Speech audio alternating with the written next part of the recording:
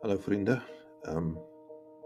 vir ons oordenking van die 16 Junie 2025 gaan ons kyk na die verse van Matteus 15 en dan verse 6 tot 9.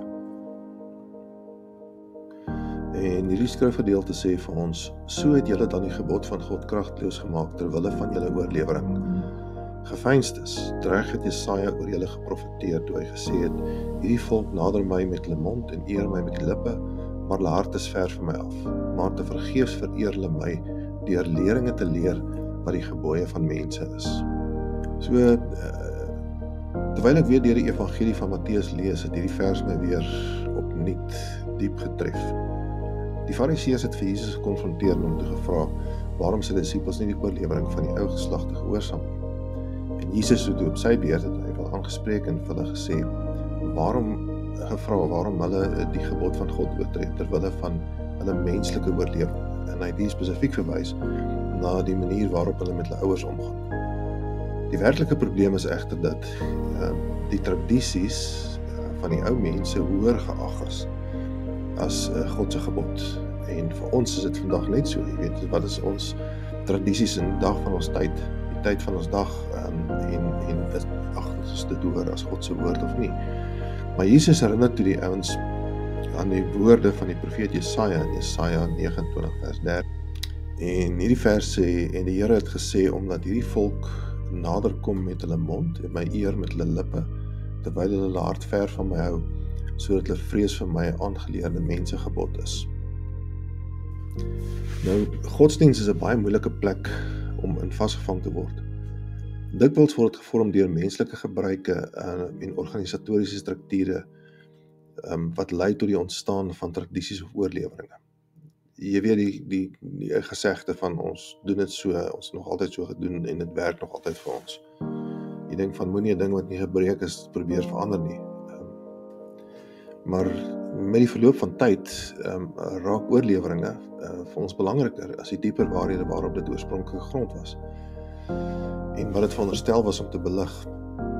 En wanneer dit gebeur, versmoor godsdiens die lewegewende waarheid van God se woord en dit beïnvloed ons verhouding met Jesus Christus op 'n baie negatiewe wyse.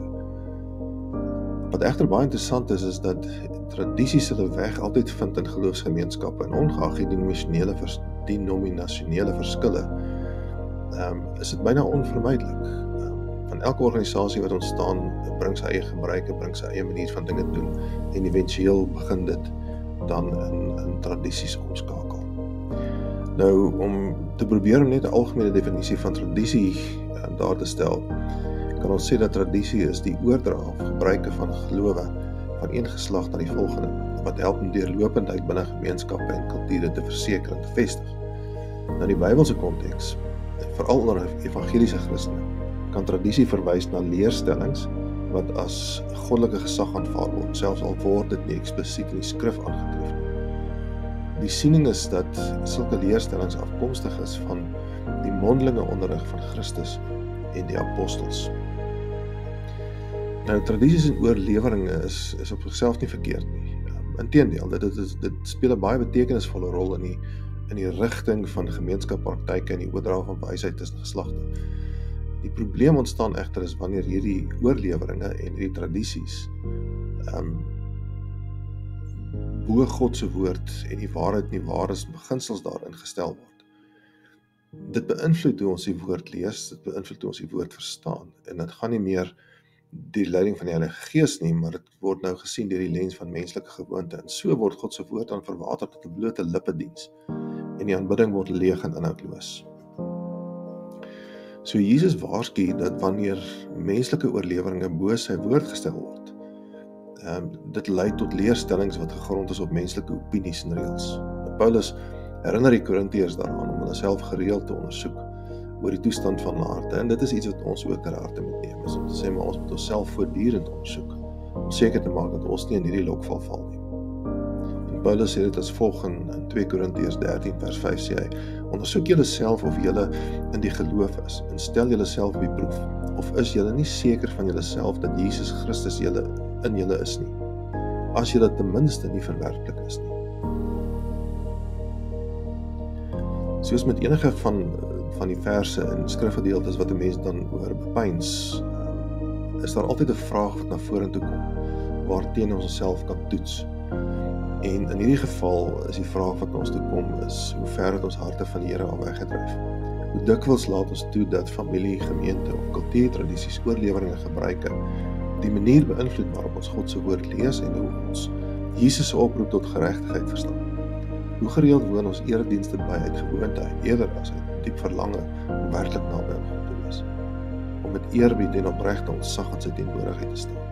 Hoe dikwels sing ons lofliedere met ons aandag op die gehalte van die musiek en die emosionele ervaring, eerder as die woorde wat ons sing. En die beloftes wat ons met daai woorde maak in wat ons sing, net om na die diens net nooit weer daaraan te dink nie. 'n hart wat naby aan God is, kan nie net onderrig word nie. Dit is 'n gesindheid wat gebore is uit 'n diep begrip van wat Jesus vir ons gedoen het en ons liefde vir hom. En dit is 'n liefde wat gewortel is in wie hy is, ver verby ons gewoontes, ons tradisies, ons liturgie. Dit is 'n so hartsverhouding. Erken Jesus as die gekruisigde en opgestaane Here, die woord van God, die koning van die heelal, ons Here en ons verlosser. Soos ons net nou gesê het, met enige vers wat ons bepeins, of 'n gedeelte uit die skrif uit, is daar altyd 'n vraag wat na vore toe kom wat ons uitdaag is oor hoe om ons verhouding met die Here te verander en te verbeter, sodat ons meer en meer aan hom gelyk word en minder gelyk aan die wêreld. So die vraag wat vandag uitkom is ook, hoe naby is jou hart aan hom in elke oomblik van die dag?